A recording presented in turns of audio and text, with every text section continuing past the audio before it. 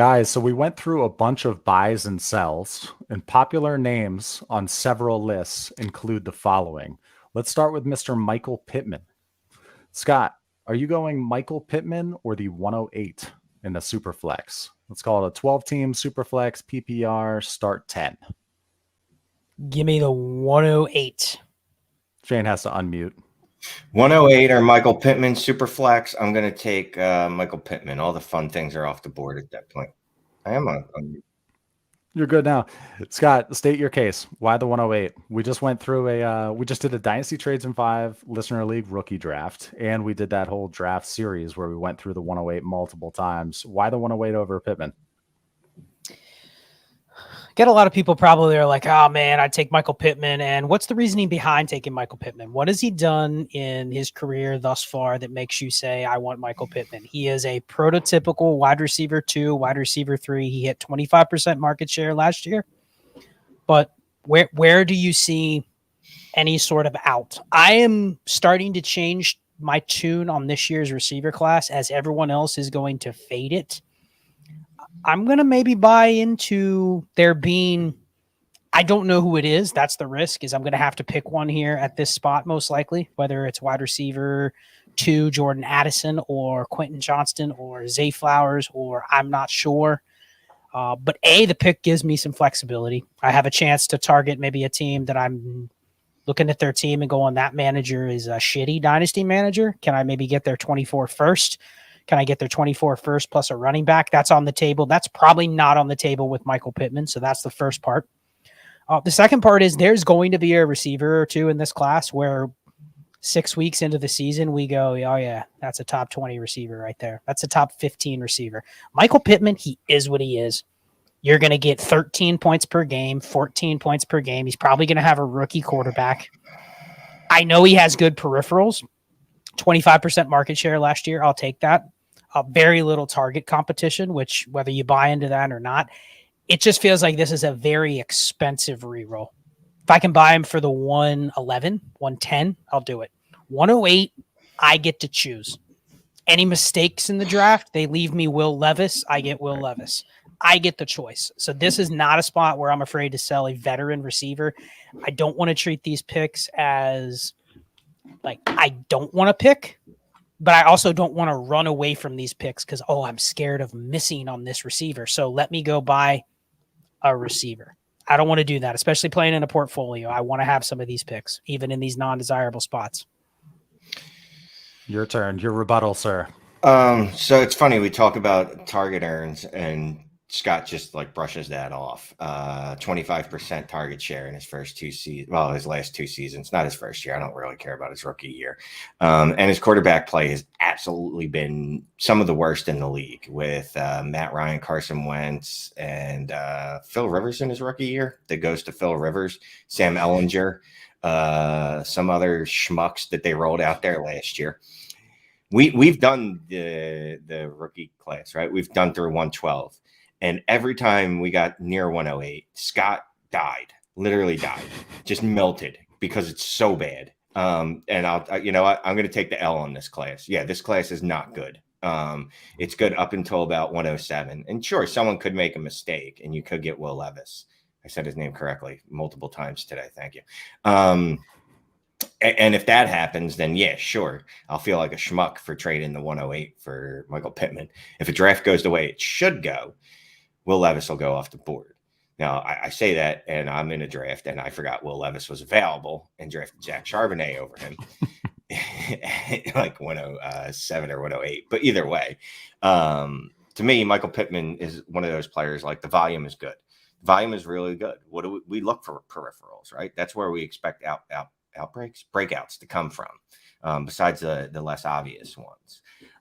So to me, any quarterback play is going to be an improvement over what he's gotten. Even Will Levis, even Anthony Richardson will be better than what he's gotten thus far in his career because it's been absolutely trash-tastic. And Alex Pierce, that's target competition, fine. Even if they had another wide receiver, you earn targets. He's earned his 25% target shares in my mind.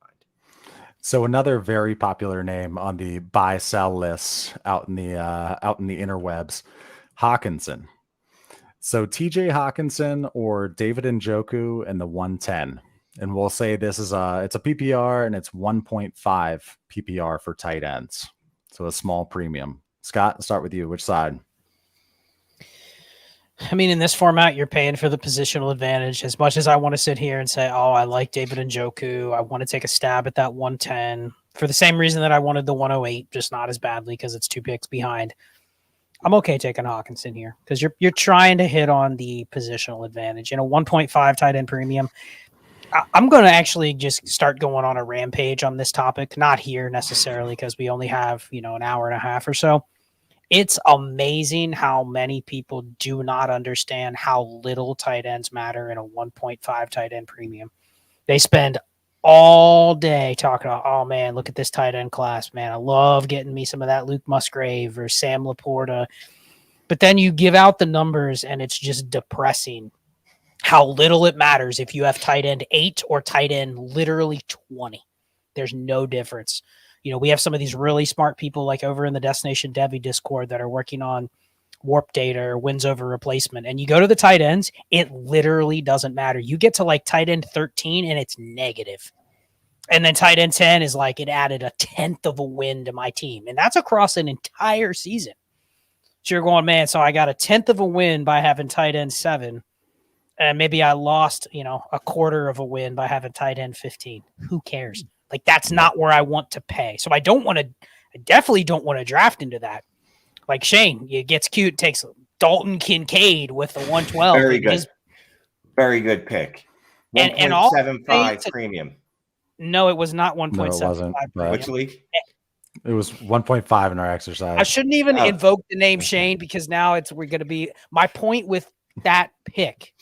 If he is not TJ Hawkinson, Mark Andrews, Dallas Goedert, you've literally drafted yourself a neutral asset. So back to this trade, give me TJ Hawkinson. He has a chance to be the positional advantage. Maybe he gives me a half a win above whatever I'm going to take in those other spots. But if I can sell that receiver, I have a much better chance of selling that receiver something better. So that'd be the only justification taking the Njoku side. Hawkinson. Shane, which side? Hawkinson or Njoku in the 110? I swear to God, it's not like me and Scott are purposely just disagreeing tonight. We'll probably agree on something at some point tonight. But no, I'll trade Hawkinson for the 110 and David Njoku. David Njoku is Hawkinson. Hawkinson, to get the 12.2 fantasy points, needed a 86% target share in Minnesota last year. The math is a little skewed. But if you look at my DLF article today, I have the real math. I don't remember that shit off the top of my head. I'm not a boy genius like Scott there. I can't remember things. All right. I got a lot of stuff going on.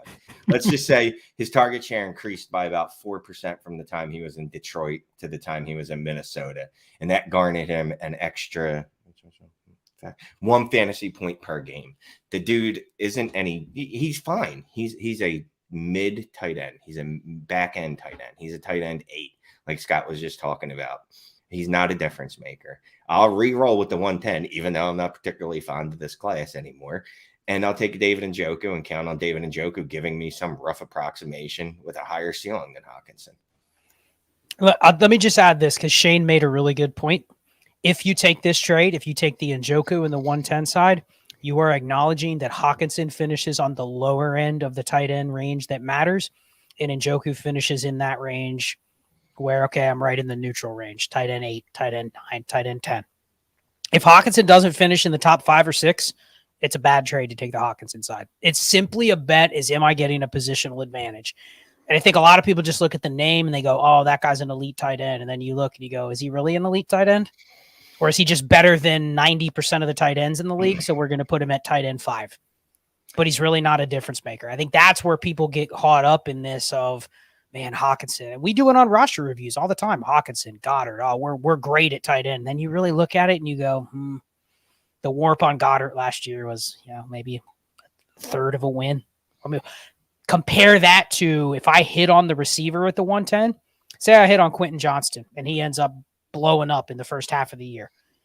What can you sell a receiver in this market for compared to what I paid, to get that Hawkinson? So, I mean, I'm kind of going anti-leverage, but I'm also acknowledging if my bet is wrong and Hawkinson and Njoku are within 10% of each other, I lost the deal. gave up a free pick. Yep. Okay, let's we're gonna get back to a bunch of buys and sells. Let's address the crowd here. We got 316 people in here. Great to see you as always on a Tuesday. Make sure you look down and hit that like if you wouldn't mind. Only if you're enjoying the content, of course. If you're on the replay and you're not one of the 45 or 50% of people who leave within the first 30 seconds, hello, welcome to the channel. Check out our channel afterwards. Do some binging on the playlists. Nice to meet you. All right, so let's move on to a super chat here, and we'll get back to some buys and sells. Hoop Dreams, thank you for yours, sir. 10-team Superflex, start 10, half PPR. Give Stevenson and Judy. Those are two very popular buys right now, or on the list. Give Stevenson and Judy. Get the 107, 201, 202, 302, 25 first, 25 second. Best Dynasty channel on the interwebs. Thanks, gents, plus Shane. So let's see. You sell Stevenson for the 107. I'm good with that. You sell Judy for the 201. That's going to be a receiver just as good or better than Judy. You're also getting a free 202. You're getting a 22nd pick overall in a 10 team, which is a free pick. You can take another shot on a running back. Oh, and you're also getting a 25 first and second, which you can literally just hide in your back pocket for a year and then bring it out next offseason when everyone wants 25 picks and they're shitting on the 24 class. So, I mean, this is a smash to get a 6 for 2, and arguably 5 of those pieces do matter in a 10 team. Really, even if you don't have to make the picks, it's just the assets to play with. Give me the 6 for 2 side all day. What do you think, Shane? There's nothing for me to add. Like, it's fun to just talk the talk because I'm a narcissist, but Scott hit it on the head. I mean, I agree with Scott. Yes, fucking smash this. Get rid of all that junk. Get rid of Stevenson and Judy, and get the all the other stuff. It's good stuff. It is good stuff. It's flexible stuff. Like, you look at all of that and you're like, I can move up in the draft with some of that stuff if I wanted to. What you want and get a nice piece. What you want in both a partner and in Dynasty Trades assets is flexibility. That's what you want. So yeah, you definitely do this. It gives you flexibility. Indeed. All right. Thank you for that. Thank you for that super chat. Let's go to another one here from Alexander. Love the channel. 10-team Dynasty Superflex start 8. Trade JT, T. Higgins in the 206 for Jamar Chase, Damian Pierce, and Khalil Herbert. Notables: Burrow and T-Law, Rhamondre, Javonte, Pacheco, Mitchell, Gibson, Jefferson, London, Ayuk. Start 8, 10-team Superflex. Yeah, so that's 10 times 8. I don't know if Shane 80. can do the math 80. quick. 80. Now, Divided what is by 80? 2 is 40. No, what is 80 divided by 12? Oh, you got the wrong guy. I'm sorry. It's not an even number, which makes it a little more difficult. It's 6.66. Would you ever really care about anything but the best player in a league where it's a 12-team start 6? Shane, give me the best player. I'll take the Chase side. I can see if the person has a really weak roster. Like, I'm good taking the JT and the Higgins side because I can shove them both in my lineup and probably get by. But with the team he posted, he's still getting Khalil Herbert and Damian Pierce, which if he has a weak spot running back, it looks like he does. He makes it up with 2 decent bodies, and adding now Jefferson and Chase with Burrow and T-Law in a league where it's start 8. I'll go to bat with those 4 and just fill in the gap. So I'm taking the Chase side here. Yeah, it's start 8. Give me Chase. I like JT. I like Higgins fine, but it's start 8. One player counts for, I'm going to do the math real quick, 1/8 of your roster. So that's like at least 15%. At least 15%. Yeah. So Rhamondre has come up a couple times on this show tonight, and a lot on the research through the buys and sells.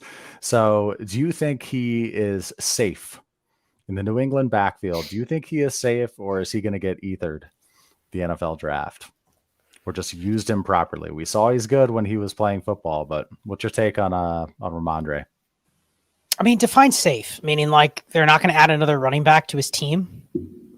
Like, is that what we would define safe? Sure. Are they going to go with what they have, the rookies they drafted last year?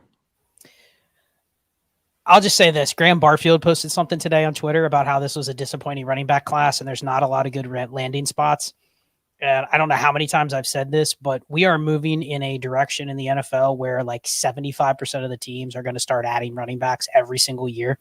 So this idea that a guy is just going to get the backfield to himself, or wow, he's going to get 20 plus touches or opportunities per game, like that's over. Teams are going to have to platoon at least 2 running backs, if not 3. You're going to want the running backs that are efficient. Meaning if I say, Shane, this running back's opportunity share is going to be 15 per game. That's it. Never more. You're never going to get all the goal line work, all the third down work. Like it's going to legitimately be 60-40 with another guy in your backfield that's good enough if you're injured to come in and take a little bit more of it. Who do you want? You want to bet on the good players, right? Rhamondre is an okay player. Like looking career, he's averaging like 0.81 points per opportunity. It's like middle of the pack. There's some guys that are way better. But you compare somebody like Rhamondre to DeAndre Swift, and you sit there and you go, who would you rather have? The community would go Rhamondre. Why? Why would people say Rhamondre? Well, he's going to get more touches, right? He gets more goal line opportunities. He's going to get more touches. He's only averaging like 1.5 more opportunities per game than Swift, but Swift is 20% more efficient. So I think we need to start looking at like just literally how good are these guys? So I think he's an average running back. They draft another running back. You know who they probably end up drafting? Another guy that looks kind of like Rhamondre Stevenson. And you just hope he's efficient with what he's able to carve out. So I don't think he's a buy. I don't think he's a sell. But if you're sitting here telling me he's your RB3, why are you holding on to him? If you're able to get a 107 for him and take a shot at a quarterback potentially, like you don't need Rhamondre Stevenson to win. What do you think, Shane? Well, I mean, just like Scott already brought up, he's not efficient. He's in a backfield that historically, outside of last year, they've shown that they want to use a bunch of players in. They add anyone to that room, I'm concerned about him because if he's not efficient, he needs volume. And if he loses any volume, well, then that's not great, Bob. So now he's definitely a guy I'm trying to move off of in the like 2 leagues that I own him in. Okay, let's keep on rolling here. Let's go with Professor Charlie T. Thank you for the super chat as always, Charlie. The hashtag for tonight's super chat is Hammer Hunter Part 1. 10-team start 9 Superflex. Allen Watson, Bijan Henry. Wide receivers are London, Ridley, Judy. Got the 105 and 2024 picks. Plus Mark Andrews, Firemouth. Just traded Pickens in the 202 for Terry McLaurin. What is rate to upgrade? Terry McLaurin to upgrade wide receiver room and clarity with 105 rate the trade. Charlie, help me out next time, bro. What do you think about the Pickens in the 202 for McLaurin after the Allen Robinson signing? Feels like he probably should have try to get a little more for the Pickens side, but I'm not sure if you'd be able to after today. What do you think about that side, Shane? I'm kind of torn on that. I don't even know what this trade is. I'm so confused right now. Well, Pickens in the 202 for McLaurin at 10 teams start 9. So I think McLaurin has a better shot in 10 teams start 9 of being locked in your lineup, I would say. Yeah, I take McLaurin there. Definitely take McLaurin there. And that's even before. So the what do you call those people? Pittsburgh did trade for Allen Robinson. I'm not concerned about him, to be quite honest with you. That wouldn't concern me as a Pickens, someone that rosters Pickens. I just like McLaurin better, even with the 202 thrown in. Yeah, I mean, in a 10-team start 9 too, because I know Charlie has asked about this team before in the past. A 10-team start 9, the 202 is only as good as what you can do with it.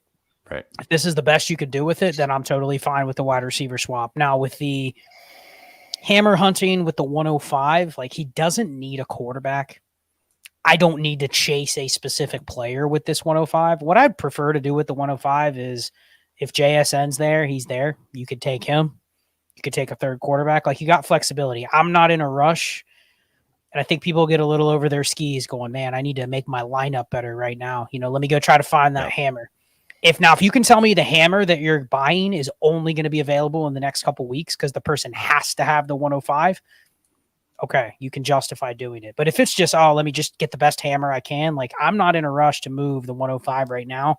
If I can wait 3 weeks and determine what I want to do with it, can I move back? Can I pick up an extra feature first? I mean, there's a lot you can do with it. I'm not in a rush to. His roster is good enough. He doesn't need to do anything right now. I'm just looking at the Allen Robinson trade.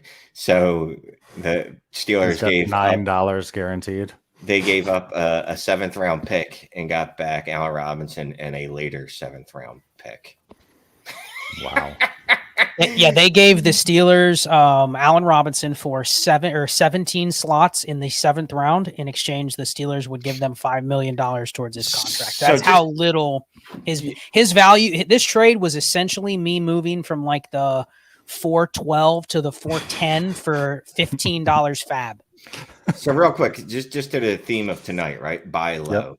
There is not always a time to buy low on people. Sometimes you're just buying them on the way to even lower places, and that's Allen Robinson. When people were talking him up last year after what he looked like in Chicago, his final season, and they made so many excuses for the guy, and they're like, oh no, you know, when he gets to the Rams, it's all going to be better. And you're like, I don't think so, dude. Like, there's people in this world, and they might not admit it, but they gave up 2nd round draft picks for Allen Robinson, and he gave you 300 yards last year. And it'll probably, these same people are going to go, they're going to double down this year and be like, well, yeah, but now he's at Pittsburgh and now it's going to be better. So not every time is it worth buying someone low. Yeah, he's definitely one of those guys that I picked up a few shares of when I was watching him not care in Chicago. I was like, he's going to be on the move. Let me, try to get a sneaky little buy here. I didn't have to pay much, but yeah, I mean, I'm eating it. And he's the type of player now, because he got traded, like he's in the news. You might have seen his name on Twitter for the first time in months. Put him on your auto accept trade block. Figure out in your league, put him out there for a 3rd. This is, it's not even about, man, you hear a lot of dynasty analysis go, man, maybe he just got traded. Maybe I can get a 2nd. Really, the opportunity here is you can get rid of him for something. Clear up a roster spot and get a 3rd. Correct. Yes. Yep. Okay, let's put this up here. So we've said Judy a few times. What do you think about this as a pivot? So Jerry Judy or Dameon Pierce? What do you think? Is that a pretty solid pivot, one way or another, wide receiver to running back?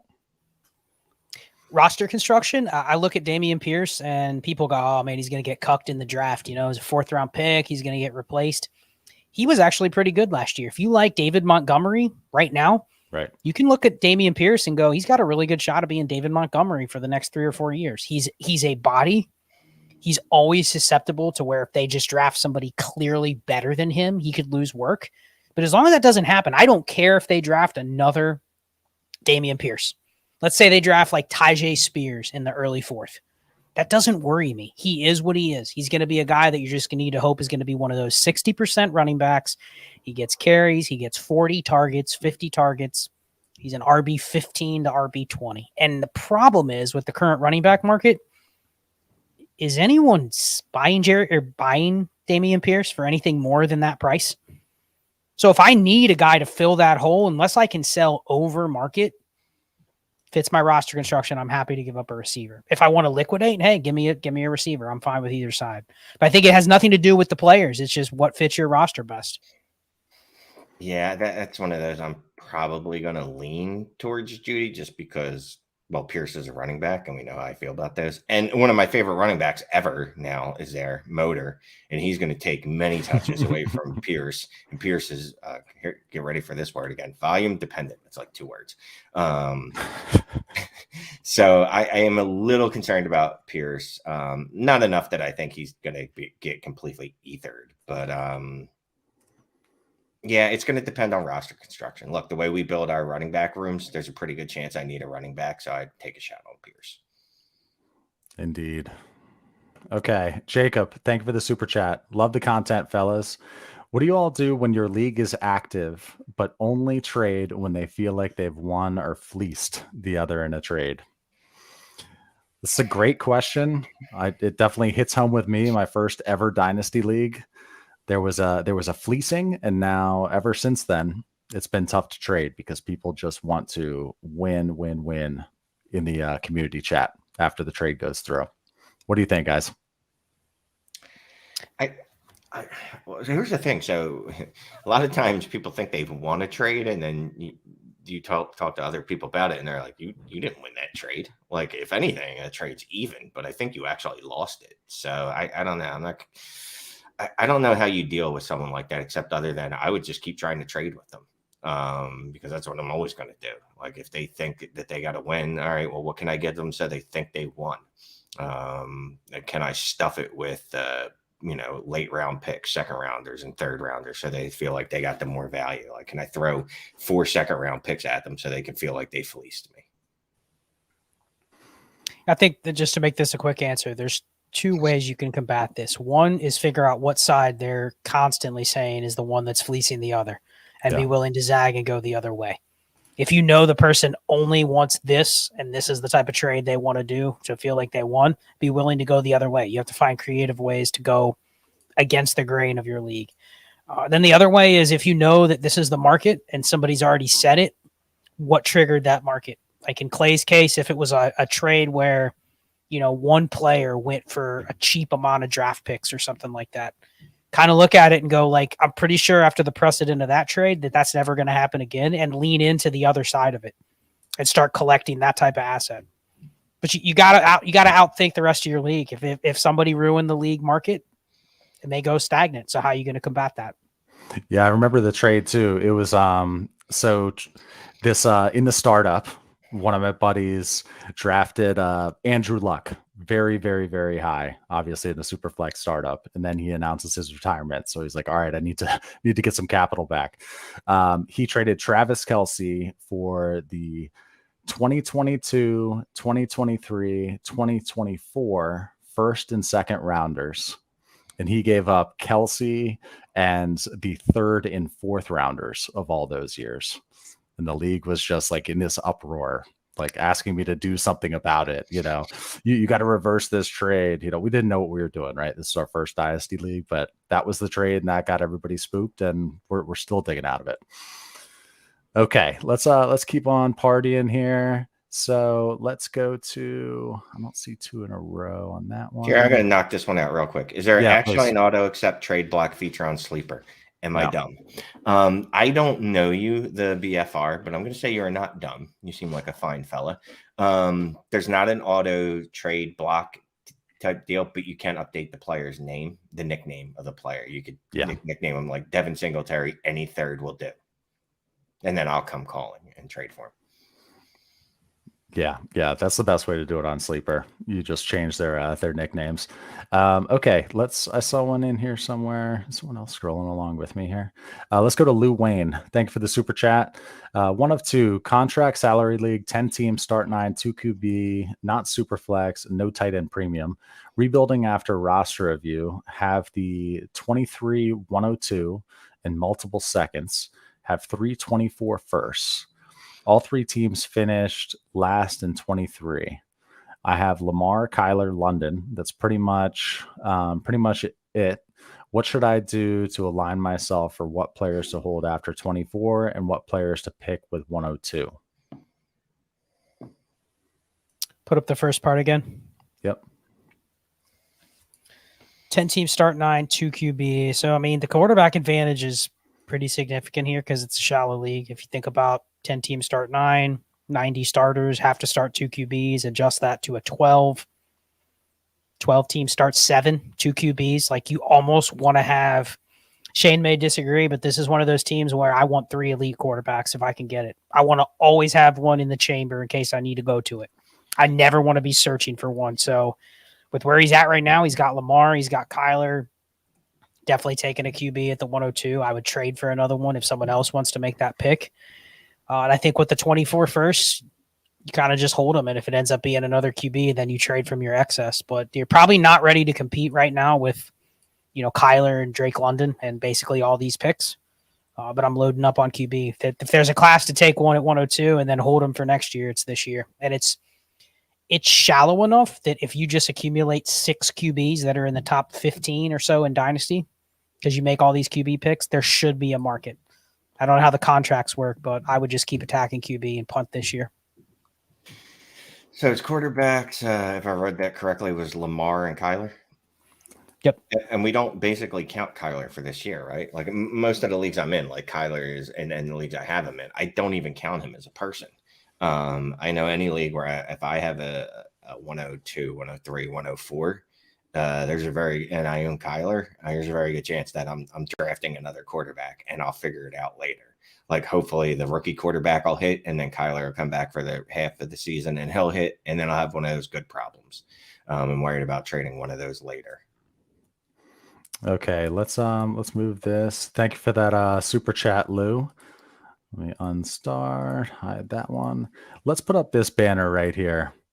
Mr. Kyle Pitts in a 12-team Superflex PPR start 10, where it's 1.5 for tight ends. Kyle Pitts or the 105? It's fair deal. I'm trying to look at the thing.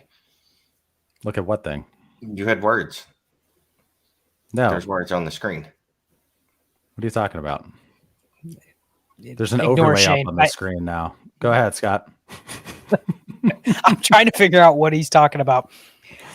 I mean, we talked about positional advantage earlier. If you're betting on Kyle Pitts, this is not a bad price to buy him at. The thing is, if you need a quarterback, I could also see you saying there's a good chance I get a quarterback at the 105. It's probably going to be the QB3, assuming JSN goes before. At least that's what I've been seeing is JSN's going before one of the quarterbacks, at least pre-NFL draft. That could change after the NFL draft. So even if this is JSN versus Pitch, you could argue, hey, I'm going for the positional advantage and I'll take Pitts. I'm okay taking the Pitts side, but my team has to be ready for it. This isn't just if I already have Mark Andrews, I'm just going to pay this for Kyle Pitts. It makes no sense at that point. Oh, man, I still love me some Pitts. But Drew brings up a good point. He just said, I think half the owners are just out on Pitts. And I think he's right. Like, I might see what else I have in my war chest to see if I can get him. Now, if I have to, yes, I'll give up the 105 for Kyle Pitts. I still think Kyle Pitts is going to be a super, super elite tight end. I think Travis Kelce. For sure. Isn't he a victim of also the expectations were so high, so then we overcorrect and then people he spoiled us. He spoiled us his rookie season. Yes. Yeah. Well, I mean, yeah. And coming out, it was like, there's never been a tight end prospect like this. Literally. Yeah. It just that was, so we needed him to come out and score 15 points a game as a rookie. He didn't, because he didn't score any touchdowns. He was allergic to them. But if you look at everything else he did, targets, target share, and receiving yards, he was really good. Last year, a step back, but that's what happens when you have Marcus Mariota throwing you the ball for 10 games. And so let's be out on Kyle Pitts. 1,000 times. But no, I'm in on Kyle Pitts. So yeah, no. But I get your point, Scott. Let's be out on him and draft Dalton Kincaid at the 110. That's smart. He's 2 years older than Kyle Pitts at this point, right? The logic. I'm not trading Kyle Pitts. I'm not saying you. I'm saying I don't like Kyle Pitts anymore, but I gotta get that. I gotta get that Dalton Kincaid, man. Gotta get him. I love me some Kyle Pitts. And matter of fact, after this, I'm going to go look up Kyle Pitts in all my leagues and go offer the 106 for him. Go offer the 106 for him? Yeah. I've got him in HQ6. You can, I don't know what you have or what else I have. I got a lot of stuff, bro. That team is going to smack people in the face next year. It's going to be a beautiful thing. All right. Okay, let's go to another one here from Tyler. Thank you for the super chat, Tyler. 12-team Superflex start 10. I have the 101, 103, 106, 107. Best players are Garrett Wilson, Brees, DK, Deontay, Pierce, Pickett. Trade the 106 and 107 for Devontae Smith and the 204. No. I mean, 106, I'm probably getting Gibbs, right?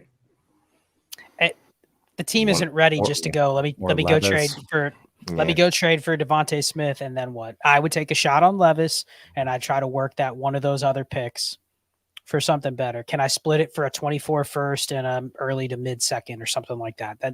This team, great. You add Devontae Smith. What do you have? Another receiver.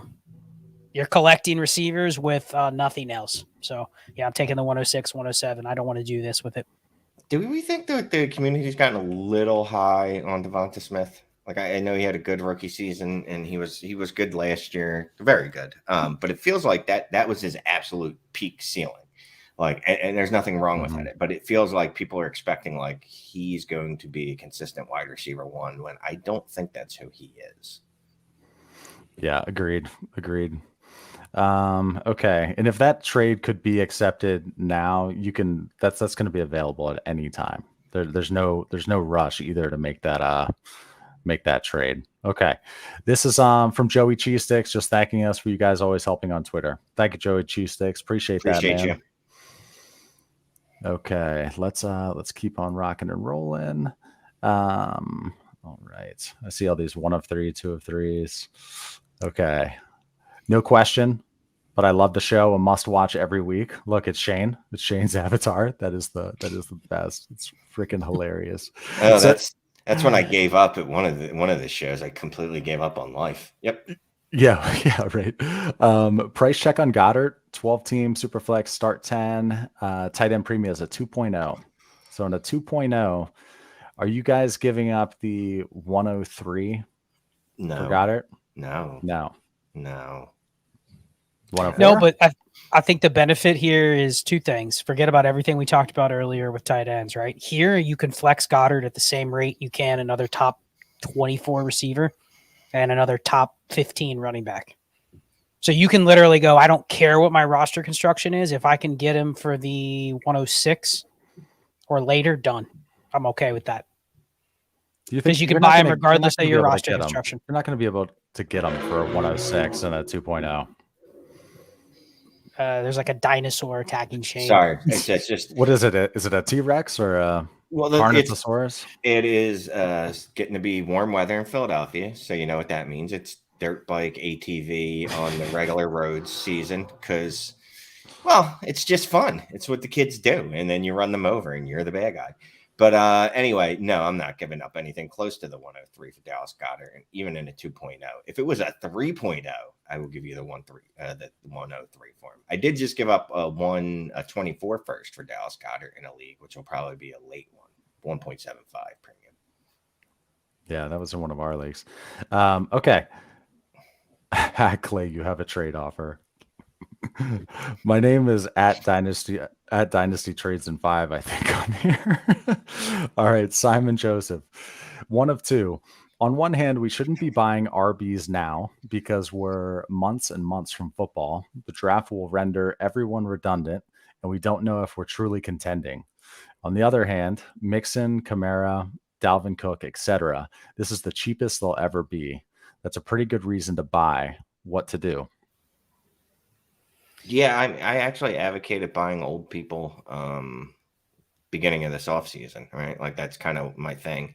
Yeah, I mean, look, Dalvin Cook's going to get cut any second now. I've been hearing for 3 weeks, but it's really picked up steam over in the last 2 days. Mixon's getting cut. Like there's no way he's not getting cut.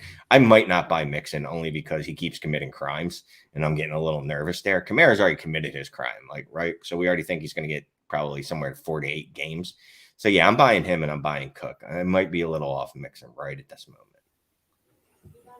I'm interested in buying any running back that fits my roster construction at a price where I'm potentially just buying touches. Like there's going to be people legit going, oh, I'll sell Mixon for a third and a fourth. At that point, like I'm buying right now, the guys I'm buying, Leonard Fournette, Ezekiel Elliott, Kareem Hunt, because you're essentially getting them for less than the price of a spot start during the season.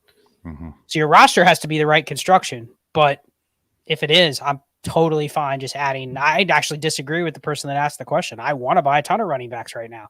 I just don't want to pay anything for them, but I want to collect them. So if you're trying to sell high on that Dameon Pierce or Rhamondre Stevenson, like you can lose me with, I'm the one that's going to give you the mid first for him. Yeah. But you want to come a call in with that Kareem Hunt? You want to sell him to me for the 305? Okay, sure. Would you trade if it made sense for your roster construction, if you were pretty heavy at wide receiver and you needed maybe a 1-year hammer, 1 or 2 years, we'll see. Would you give Brandon Ayuk for Dalvin Cook? No, because you know what? I'd rather buy the Joe Mixon when he gets cut than go for Dalvin Cook. Like I'm okay buying at a cheaper price, but unless you're buying a difference maker in running back, I'll just fill it with volume. So no, I wouldn't do that. Not right now. Yeah, you don't want to be spending real assets like Brandon Ayuk on a 1 year. Well, let's see how long he gets to play. Although he probably won't get suspended at all till like 2025 4, right? You might be out of the league by then. But no, I don't want to spend like a real asset, fungible asset like Ayuk on a non-fungible asset like an inelastic asset such as Joe Mixon. There we go. Going back to micro econ in college. Yes, sir. Yes, sir. Right. Carpy, we're gonna put his up. He bought us a coffee. Thank you. We have a donation site. It's also become like a super chat site as well. We're trying to keep it as just a donation site, but hey, thank you for the coffees. They were delicious, Carpy. Let's answer your question here. 12-team Superflex start 9 tight end premium PPR. Burrow, Jimmy G, Rhamondre, Penny, Javonte Williams, Garrett Wilson, T, Amari, Wandale, Everett. It's got the 104, 106, 108, and 224 verse. Traded the 108, 210, 302, and Wandale for Burks. For Burks, OBJ, and Palmer. Too much? Let's answer that first. So traded the 108, 210, 302, and Wandale for Burks, OBJ, and Palmer. What do you think? Pointless.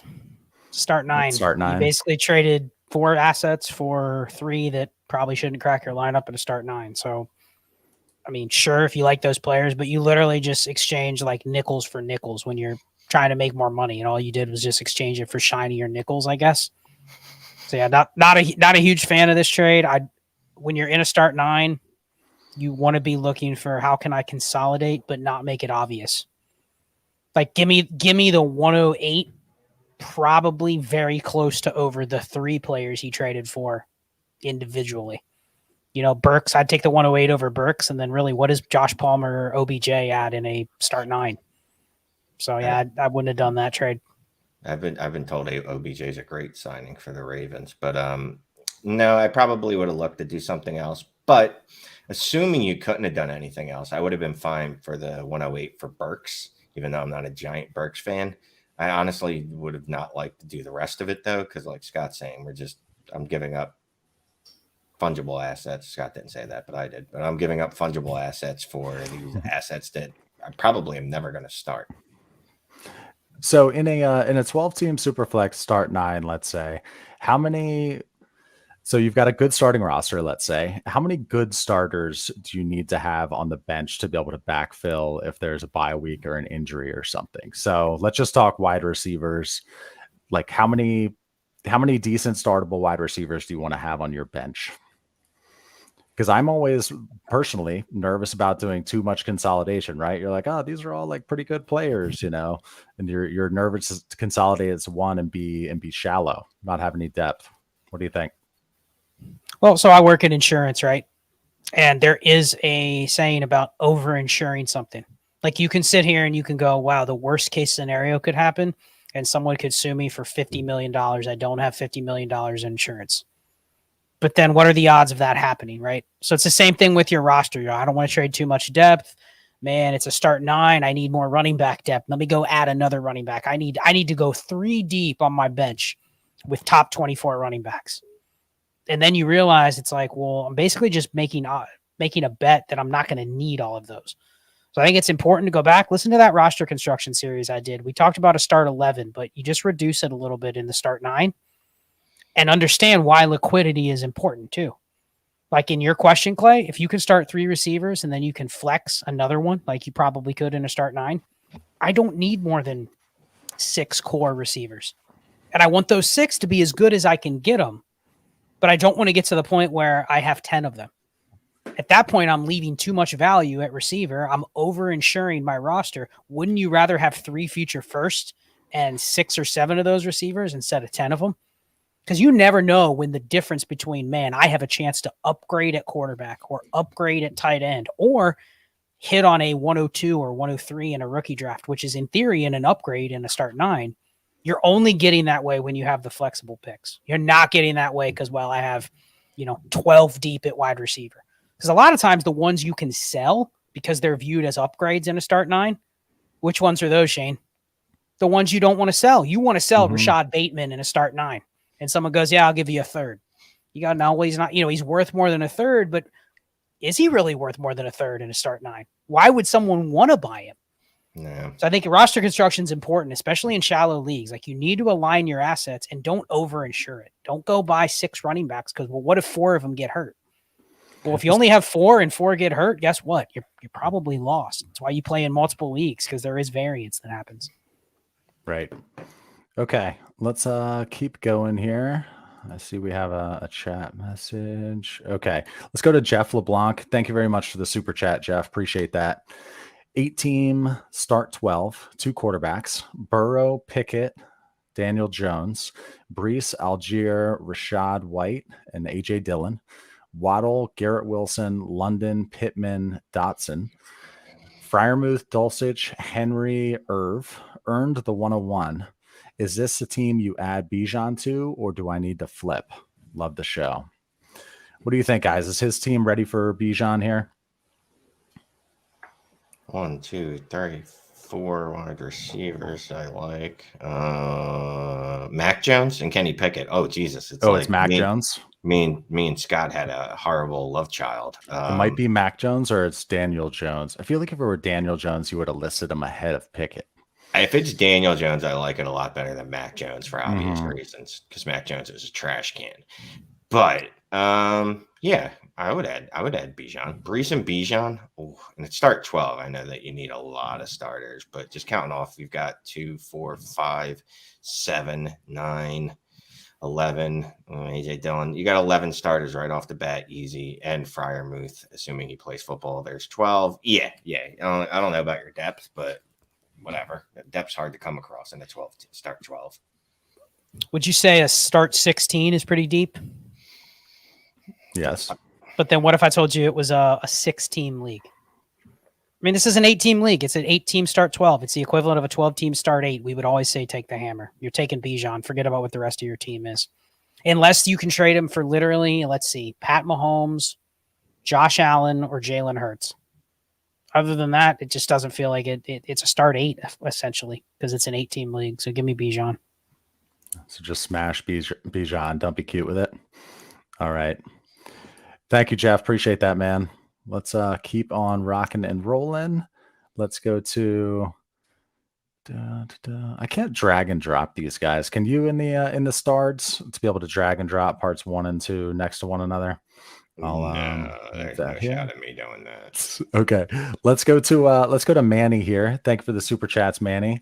Oh, and don't let me forget too. We are definitely going to do the drawing for the listener league spot. We sent out that tweet and saying anybody who retweets this has an opportunity to get a spot in our listener league. So I've got the wheel of names ready and I'm ready to spin it. I had to enter a lot of freaking names. I think it was like 170 or something along those lines, 180 retweets. Manny did it as well.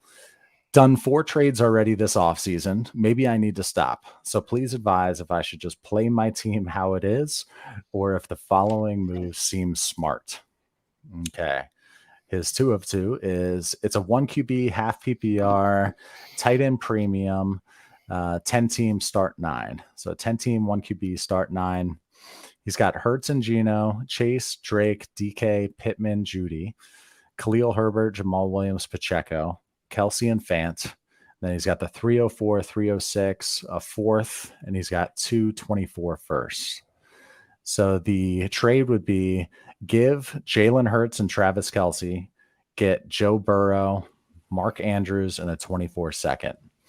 The other team is the champion, has Burrow and Lamar as QB and Andrews, TJ Hawkinson at tight end.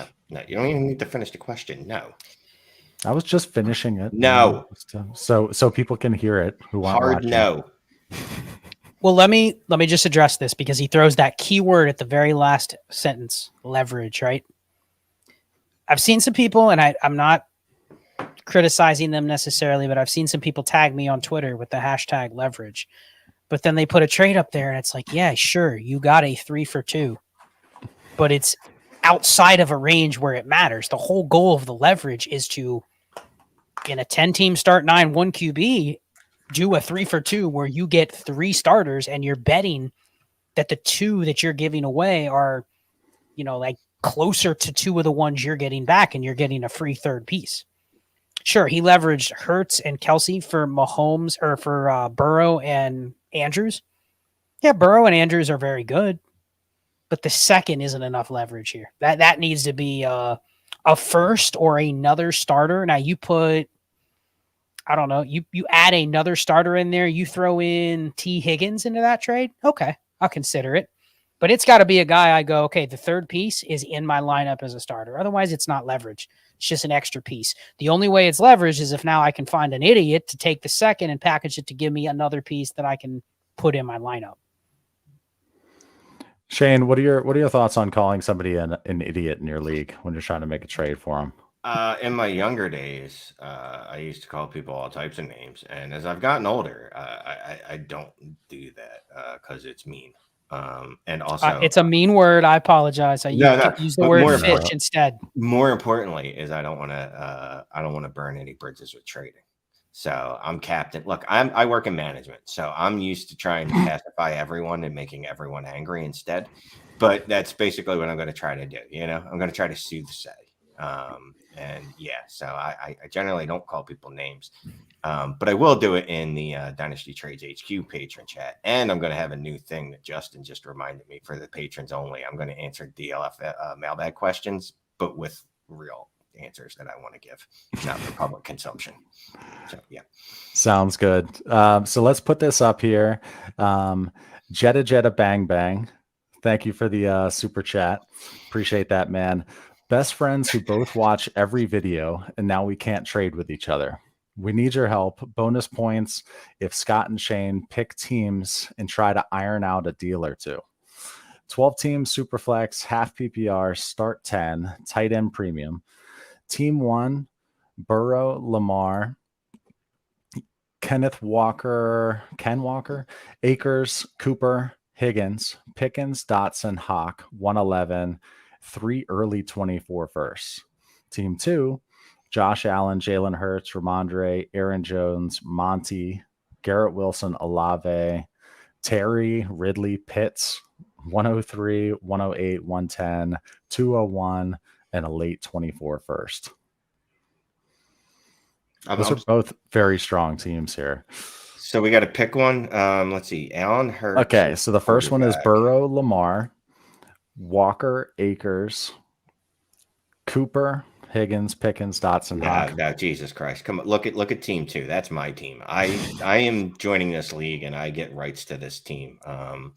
Allen and Hurts, and then the bridge, Chris Olave, my dude Ridley. You got Pitts, who I'm offering offers right now, 103, 108. Yeah, I'm doing this. Yeah, I want that team. That's the better team. Significantly so. I'd say it's the better team, but I mean, they're both pretty stacked. They both have 2 elite quarterbacks. They both have a bunch of other good players. That the first team does have 3 early 24 firsts. If those are actually early, then probably evens it up a little bit. I agree with Shane, like actual team wise, I would take team 2, but you could also say if you give me team 1's assets, I may take that. But I mean, the other one still has 103 Pitts, a 24 first. So yeah, no wonder you can't trade with each other. They've eaten all the fish in the lake. Yeah, there's nothing to trade. Exactly. Yep. So one other thing about this, about these guys here. So, a guy reached out to me for a roster review, and actually he is purchasing a roster review for his friend. It was very cool. So Jetta Bang Bang, and what was it? Judy. Get Judy with it. So that was the code language that I should use for this. But yeah, he's buying his buddy a roster review because he's a good dude. He's not exactly sure what he was doing and didn't try to learn until he made some bad trades. So he's turning it around. But his buddy's buying him a roster review. He's also had his mom going through like a bad health issue. So very cool how this dude wants to buy his boy a roster review. So even though we are very backed up, we prioritize shit like that. So good stuff, man. That's like a really generous and a flex at the same time. Yeah. It's pretty cool. Yeah, no, very cool though. And hopefully his mom's doing okay. Exactly. Yeah, hopefully his mom's doing okay indeed. Thank you for that super chat. And yeah, hopefully Shane and Scott can help you out. Okay, let's see here. Just want to shout out Shannon Cooley. First Yeah. time making a live stream. Shout out to my fellow 1QB peasants and the rest of you too. There's enough ugliness in the world without hating on other formats. I agree, except for IDP. I will continue to hate on IDP, but whatever. Play what you enjoy. Yeah, exactly. We just love Dynasty. We prefer Superflex, obviously, if you listen to us, but hey, enjoy playing Dynasty football. Join a Superflex league with us, but keep hanging out. Hopefully you get more than just 1QB Superflex. You get strategy talk from us. I'm gonna buy Scott a roster review from Eric. All right. Let's go to RD5. So 12 team Superflex, half PPR, start 10. I'm rebuilding Kyler, Mac, Justin Jefferson, the 101, 107, 111 through 204. Got offered Garrett Wilson, 103, 105, 106 for Kyler, Jefferson, and a late 24 second. What do you guys think?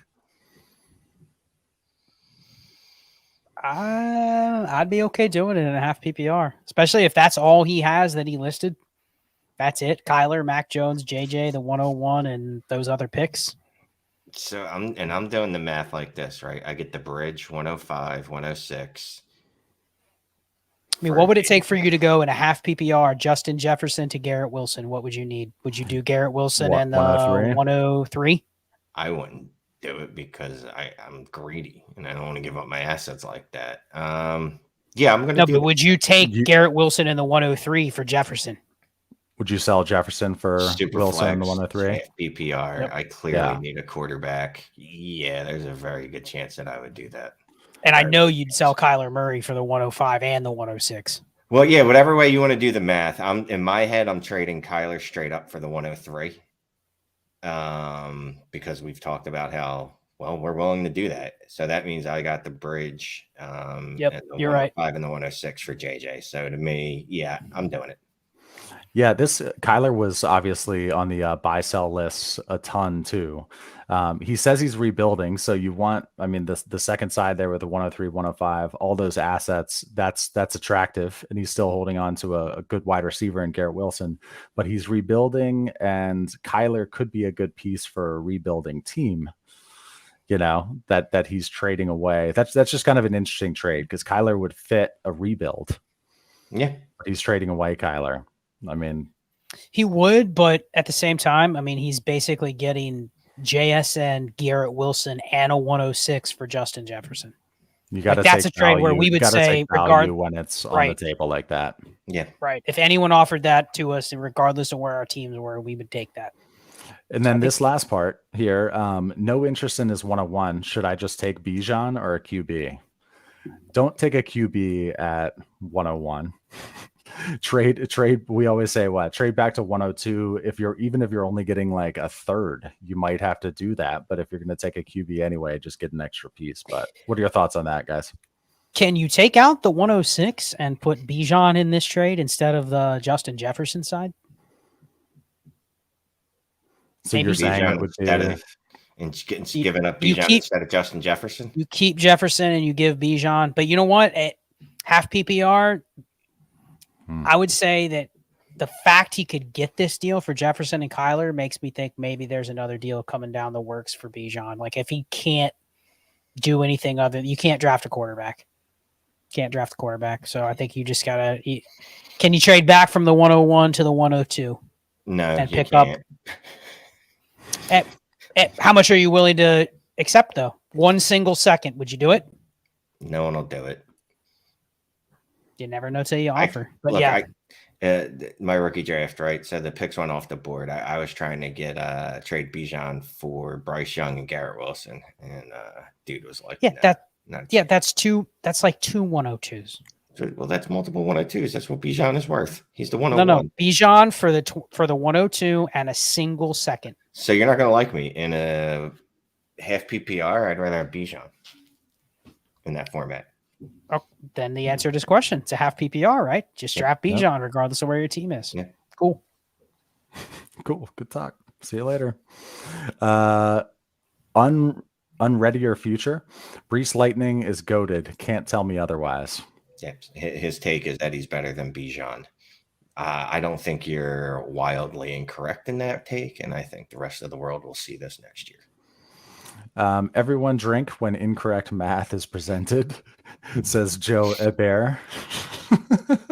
There was somebody who had a hilarious drinking game post after the last live stream. One of them was like, everybody drink when incorrect math is presented, when Scott says process or leverage, and then it was like something with me having to clean you guys up or get us back on track. It was pretty comical there.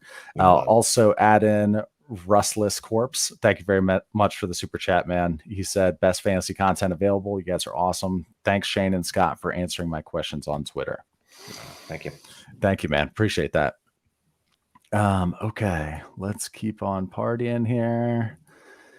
All right, we're making progress, guys. Blind, thank you for the super chat, man. 12-team Superflex tight end premium. QBs are Hurts and Goff. Running backs, Zeke, Pollard, Pacheco. Wide receivers, A.J. Brown, Keenan Allen, Deontay, Donovan Peoples-Jones. Tight ends are Dulcich and Chig. I have the 101, 209, 303, another late third, and 2 fourths. Don't feel the most comfortable drafting Bijan with this squad. He didn't say how many starters, did he? Let's say it's start 9. I mean, it doesn't feel awesome because his roster isn't stacked, but I mean, in a start 9, you have Hurts, AJ Brown, and Bijan. Like, there's a shot that you could contend. I don't know what the rest of his picks are outside of this year. He definitely has some assets where you're kind of like, you're stuck with them. Keenan Allen, Zeke, probably the running backs. But I mean, I don't hate it. Now, if it's a start 11, you're probably looking, okay, how can I split Bijan? How can I take a third quarterback? Like, there's a lot of other strategies, but if it's start 9 and you can't get like what you feel can you trade Bijan and Goff for an elite quarterback? Like, that'd be the only thing I'd be looking to do if it's a start 9. Otherwise, I'd be okay taking him. Yeah, I'm taking Bijan. So if it is start 9, I'm going to do some quick math. It's probably correct. That's 33% of your starting roster between Hurts, AJ Brown, and Bijan. That's the QB1 in scoring last year. I believe AJ Brown was top 10, and then Bijan will be top 3 next year. So I believe in good scoring there. And Pollard was what, RB8 last year? I don't expect him to be that good again, but I don't expect him to be much lower than that. Yeah, and I will say too, we're at 499 eyeballs right now. We did breach the 500 mark for a little bit there. Now we're at 488, but hey, we got over the 500 once. Good stuff, guys. Yeah, hopefully the 488 people have already looked down and hit the like, potentially. If not, no, if you could do that, we'd appreciate it. Easiest way to help out this little channel here. Okay, let's move this here. Thank you for that super chat, Blind. Okay, here's Pollard. Can I tell you something? I'm awful to trade with. Not to you, but even in leagues where I'm like, I'll pay the 106 for Pitts. No, I just offered someone the 106 and 3.24 seconds for Kyle Pitts in their 24 first because I am that much of an asshole. But anyway, go ahead. That's savage offer there. Okay, let's go. I'll just throw this up because I was going to. Pollard is what you were looking for in the new NFL backfield. Yeah, every team is dying to have a Tony Pollard. If Gibbs was 5 more pounds, never mind. Doesn't matter. He's not. So yeah, wait, hold on. Pure and clean. What is this? I was about to go off on a tangent, but let's keep rolling. Saeed, thank you for the super chat, man. Hey guys, 12 team start 9 Superflex. I traded the 111 and 207 for Darren Waller, Swift, and the 210. Thoughts? Also, would you trade the 105 and 24 first for CD? So let's start with the first one. 12-team Superflex, start 9, gave the 101 and 207 for Waller, Swift, and the 210. I'm good with this. I'd pay the 111 for Swift, if-ish, and then basically you traded the 3 spots back in the second for Darren Waller. Even if it's not tight end premium, it's a potential positional advantage. So good deal. Yeah, I like that one. Shane, you agree? I like it as well. I've become a Swift fan now that David Montgomery's there and no one likes him again. I don't know. It's weird. The second deal, you know what? Listen, if you're going to get JSN at the 105, I am fine selling CD Lamb for a 24 first and JSN. Now, if it's not JSN and it's Anthony Richardson or Bryce Young or CJ Stroud, I'm still good with that. I think it's you may get burned. I know in a start 9, you go, oh, give me the best player, but it's just a bet on CD Lamb kind of staying where he was last year. He was over 30% market share, but he still wasn't a top 10 receiver. So, you're kind of like, he's right in that range of if he just stays where he was or goes back a little bit, I think you smash that deal. I would do it. Yeah. Yeah. So in a 1QB, are you giving the 102 for CD Lamb? 1 QB? Yeah. Are you taking him over JSN right now? You should. No problem. Lamb over JSN? Yeah. If it's just a 1-for-1? Yeah. Yeah. You would do the 1-for-1 that way, not the other way. Yeah. I mean, he's kind of what you hope JSN becomes, right? Mm-hmm. Yeah. So I don't think there's a reason to do that. But if you're getting a first tacked on, that's where you got to kind of look at it and go. And I'm guilty of this because I'm in a lot of leagues. I'm doing a lot of stuff. But I have like CD Lamb or AJ Brown shares, and I'm like, I can maybe get this type of deal, but I'm not even like aggressively doing it where I should. But you should. It's a chance you could do it because people are just scared of like, oh man, what if that guy misses? I'd rather get the sure thing. But that's a nice leverage move there. Yep. Okay. Let me go in here. You got one? The best was the Gabe Davis hype. Sold him after week 1 last year for a 23 first. Ended up being the 103. That's gold, man.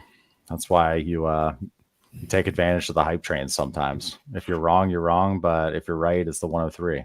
Exactly. Yep. Okay. Let's keep on rolling here. I see these 1 of 3s here. Like I'm trying to avoid them. No. Got chains. Don't F it up. Blessing in my roster review. Needless to say, I'm winning the ship this year. Yeah. Just a heads up on the roster reviews. Shane and Scott are grinding through them as they always do. We opened up a wait list, and some of you have already gotten an email from me with a link to that. Where we're not like taking the payment or whatnot, and you will hear from us when we're ready to take on another batch. If you haven't heard back from me yet on email, you will. I think I got through like 40 of them yesterday or the day before or something like that. I've got another 30 or so inquiries. Look at Shade's eyes that I have to get back to as well, but I will get back to you. Just yeah, have patience with me. My apologies. I hate being slow on follow-ups. It sucks. Okay. Let's move on to Simon here. 10-team Superflex, start 10, half PPR. Quarterbacks are Burrow, Goff, Lance, Garoppolo, Purdy. Running backs are Chubb, Dobbins, Mixon. Wide receivers, Jefferson, Pittman, McLaurin, Kirk, and J-Mo. Shane's favorite. Tight end, Freiermuth. Have the 104, 106, and 204. What should I do? Thanks. Man, so any quarterback that's played for San Francisco, is there a way you can package and just relieve yourself of that problem? I mean, I don't know how many people come with us with roster reviews and they go, what do I do with Trey Lance, man? Like, he could be top 12 quarterback. But I think you got a lot of assets here. You got some nice picks. Try to consolidate. And you probably want to use Lance and throw Purdy in as a package, see what else you can do. I mean, you can swap out both of those guys and maybe the 204, work yourself into, a top 8 pick or something like that, or maneuver one of these picks for a future first. Like, I think this team can contend because you're probably taking a quarterback at 104 and JSN or Gibbs at 106. So I'm out on the San Francisco quarterbacks. I'll buy back in when there's clarity. Yeah, I was all excited. I shouldn't say excited, but I thought we had some clarity the other day, and then I saw it was apparently a fake tweet about Brock Purdy saying that he doesn't think he's going to play this year or something. I was like, all right, well, at least we got an answer. I want absolutely nothing to do with that quarterback room, like Scott said. Just combine all of them. And Garoppolo, too. He just threw that in there. He's just another San Francisco quarterback. Because I'd kind of be okay with Burrow, Goff, Garoppolo rotating, except that at 104, I'm guessing you're going to get yourself either Bryce Young or CJ Stroud, who I like significantly more than any of those guys. But yeah, I'd probably be trying to trade Lance, Garoppolo, Purdy. Chubb is 27. We just talked about Mixon earlier, right? You're going to have to hold him because no one's going to give you anything for him. Can you get a 25 first for him? If you can, do it. 106. you'll get Gibbs. You'll be all right, or JSN, right? Unless someone gets funky. So that's what you should do, is trade all the quarterbacks, like Scott said, and try. I'd be looking to move Chubb and Mixon too, but I know it's not really trade running back season with rookie drafts kicking off next week. Right. Okay, thank you for that super chat. Let's go to another popular buy sell list member, also on the thumbnail. So we obviously have to address him. Are you going Deshaun Watson or the 101 in a super flex? Watson. Yeah, that's Watson. The only reason I wouldn't do that is because he's now my most rostered quarterback. He's little overweight Watson here. Yeah, I mean, but I don't know if it's real overweight. I have him a quarter. He's my quarterback for a quarter of my fantasy teams. But straight up, you should be taking Watson over Bijan in a super flex. Matter of fact, I don't care how much Watson I have. I'll figure it out later. I'll get another share of Watson. If I have Mahomes and Burrow, I'm taking Watson. Yeah. Taking the QB. Now Shane would take the other side, but maybe just collect the QBs. Yeah. How low are you going in terms of the quarterbacks that you would give the 101 for? Where are you at, Justin Fields or the 101 right now? Fields, Watson, Lamar, Burrow, Herbert, Lawrence, Mahomes, Allen, Hurts. Those are the 9. I give the 101 for all those without even thinking. Nobody below it. Kyler, nope. Dak, nope. Daniel Jones, nope, not close. And then the other guys are rookies. It's the big 9. It's always been the big 9 for me this offseason. If you're scared, I want more than the 101, which makes it cost prohibitive to sell. I'm not selling like Justin Fields for the 101 or Trevor Lawrence for the 101. Yeah, I got his list. Same list. Yeah. Okay. All right, let's keep going here. I was trying to throw those like overlays together as you guys are talking. Hopefully it's coming off okay on the show. 10 teams, start 7, 1 QB, PPR, 0.2 point per carry, no tight end spot. T-Law, Jacobs, Dobbins, Pierce, Akers, Chase, Olave, Godwin, Pittman, Dotson, JMO. He's got Pitts, 103, 108, the 303. I know Chase is a hammer, but I think I can move him, the 108, and Damian Pierce for the 101 and Garrett Wilson. Good value. 101 is Bijan and a 0.2 point per carry. Yes. Yep, Yeah. I'd do Bijan and Garrett Wilson for the peripheral pieces and Chase. Yeah, I mean, 10 teams start 7, man. The first thing before I make this trade, go back to your league and you ask them, how much money do you need to add to the pot to get more than 7 starters? This format would just drive me crazy because I'd be like, I'm literally sitting Josh Jacobs or J.K. Dobbins or Damian Pierce on my bench every week. Like, he can't even start the receivers he has. So do it. Yeah, definitely do that one. Panye Best, thank you for the super chat, man. Appreciate that. Hammer, we got to get Hammer on the merch. Hammer, squirt, right? Fungible assets, leverage, some other words, math. Yeah, if anybody, if you wouldn't mind, in the comments, and Shane can star them for us to go back to. But what would you potentially buy in terms of merchandise? What would be on the garment or the hat? Shane mentioned a few, but go ahead. Someone said they wanted a hammer insignia. A hammer. Yeah. Actually start selling like hammers, the tools, the Dynasty Trades in 5. Are we selling a tangible hammer? Yeah, with Dynasty Trades in 5 logo on it, and try to license it to Black and Decker or something. Too much liability. What did the listener do with that hammer? And then of course the hammer at the crime scene says Dynasty Trades in 5. Contact Clay. Yeah, right. Follow us on Twitter. Okay. Bama 2X, thank you for the super chat. 10 teams, start 10. QBs are T-Law, Kyler. RBs, just Khalil Herbert. Wide receivers, Amon-Ra, Judy, Pittman, and JMO. Tight end, Komet. Got picks 101, 102, 105, 107, 110, 205. What should I do? Thanks, guys. I think I'm going to draft Bijan at 101. At 102, Scott, are you taking Anthony Richardson or Bryce Young here? Honestly, you could justify taking JSN if you don't love a quarterback because you're going to get another one at 105, right? So just take whoever falls to you at 105 out of Because Stroud, Young, and here's the problem: if he goes quarterback and then JSN goes, and then 105, he's like, "Oh, well, the best value is quarterback, so I'll take another one." And then 107, the best value is Will Levis, so I'll take another one.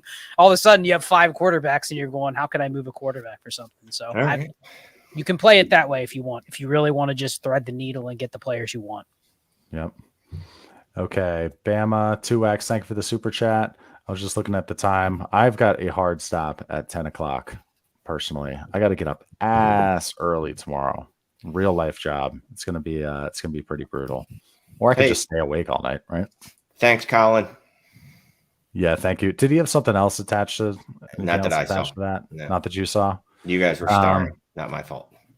Yeah, if we have any inbox or super chats that we missed, didn't hit tonight, you know how YouTube and StreamYard can be kind of funky. Just email dynastytrades5@gmail.com with a miss super chat in the subject line. Part 2, forgot to mention from Charlie. I also have Steelers, D, and Boswell. You guys are great. Would love to donate another roster of you. That's awesome. Yeah, Charlie donated a roster of you to a listener, and we did a drawing actually, and gave it away. I think he's going to be getting one soon here. Okay, let's do this. Let's do the drawing real quick for the listener league spot. Let's see if I can share my screen here. I think I tried to do it last time and it didn't want me to. I had to type in a password that I didn't know. Let's see. Wheel of names. Let's see if this works. Can you see my screen? Mm-hmm. Whoa, unbelievable. It actually is working here. I wasn't. We're gonna click to spin. Can I click it? You cannot. We're not that fancy yet. This is a spin for all the people who retweeted our tweet. For a listener league spot goes to at NFL Watcher 2. At NFL Watcher 2, congratulations. You have a spot in the listener league. I think we've got to fill up another 4 or 5 spots, something like that. So we'll have a few more contests, and then we'll get that startup going. One of them is going to be charity related. One is going to be charity related. Yes. Yeah, that sounds good. Okay, let me go back. Is it back to my normal screen right now? Yes, your beautiful mug. Oh, fantastic. 502 people. Nice. Oh, and it's going to go right back down. Cheers, guys. Okay, let's keep going here. Logan, thank you for the super sticker. 1 of 2, 12-team, Superflex, PPR with a 0.5 tight end premium, start 10. QB, Daniel Dimes. That's the 1 of 2. Is there a 2 of 2? I will search for it. 8:17 p.m. Throw up another question. I'll find it. Okay. No, it wasn't me. Because I was having technical difficulties. Mr. Heretic, thank you for the super chat. 10 teams, start 10 or start 9, Superflex, PPR with no tight end premium. QBs are Watson and Dak. Running backs, JT, Breece Hall, Brian Robinson. Wide receivers, Waddle, Garrett Wilson, Olave. Pittman, J-Mo, Pickens. Tight end is Pitts. 102, 105, 202, and then a couple thirds. Any moves to contend? Trade up for QB / Bijan. Love the content. Yeah, I mean, obviously, I always want to trade up for Bijan if I can on a roster like this, and it's only start 9. It's what's the cost going to be? And would that be better spent on upgrading from Dak Prescott to one of the elite tier quarterbacks? But it has to be like the top 3-4 guys, like the Allen Hurts, Mahomes. Yeah, those guys. If I'm forgetting anyone, I apologize. No offense. So I'd poke around that too. Like, can I add Dak in the 105 and go get me? And I know that's a lot, but again, it's a start 9. Can I do that and get me Mahomes, Allen, or Hurts? And if I can't, and my efforts are rebuffed, All right, well then, what do I need to do to go get Bijan? Like, if you're not going to let me beat you in the face with my quarterbacks, then I'll just go ahead and do it with my running backs. That's fine. JT, Brees Hall, and Bijan Robinson will just like suffocate you to death, and you will die either way. That's what I would do. Yeah, not a lot to add. It's a start 9. He has a stacked roster. I mean, you could easily throw a Pittman, J-Mo, or Pickens plus the 102 to get Bijan. If they don't do it, they don't do it, but you could easily afford to do a 2-for-1 there. And then, I mean, everywhere else other than the quarterback, he has a positional advantage. So, yeah, it's a nice team you built there, Mr. Heretic. Yeah, it is a good looking Hammers. team. Yeah, hammers. Could roll out freaking JT, Brees Hall, and Bijan. And you're starting 9 with Watson and Dak, and then those wide receivers. Good squad there. That could be a long-term dynasty right there. Okay. Shane's on fire. Yeah. Shane is it's a good thing he's got a desk in front of him after that one. Wilson will love it. Okay, you found the other one, Scott? Awesome. Yes, Thank he you. has a Danny Dimes in a 12-team half PPR league. Start 10. Danny Dimes, and then this. Javante and any man on a 53. Wide receivers are Higgins, DK Metcalf, Watson, Pittman, Juju. Tight ends and Njoku. Have the 103, 104, 202, 207, 211. What should I look to do with these picks? Trade or just grab 2 QBs? 103, 104. Could you go back to So that? Danny Dimes, what was the Just Danny Dimes. Just Danny Dimes. Yes, we're going to 12 teams, start 10.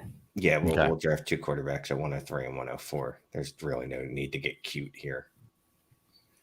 Agree. And then also with those other picks, I mean, trade out, combination of them, trying to move up, but probably could just get by taking best player available. Probably a running back with most of them, if not all of them. And, you know, what can I sell on this team? What can I liquidate? If nothing, then I'm productive struggle, but like, I don't know if there's any obvious moves. I don't think he's in a position to trade up. If anything, you're playing for next year because you're stuck on Javonte Williams and a bunch of rookies. Yep. Okay.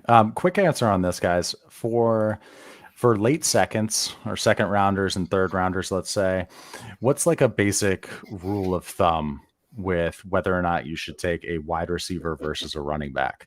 So do you not want to take any day 3 wide receivers, period? You would rather take a running back, even if that running back has 4th or 5th round draft capital? Would you take them over a 3rd round or a day 3 wide receiver?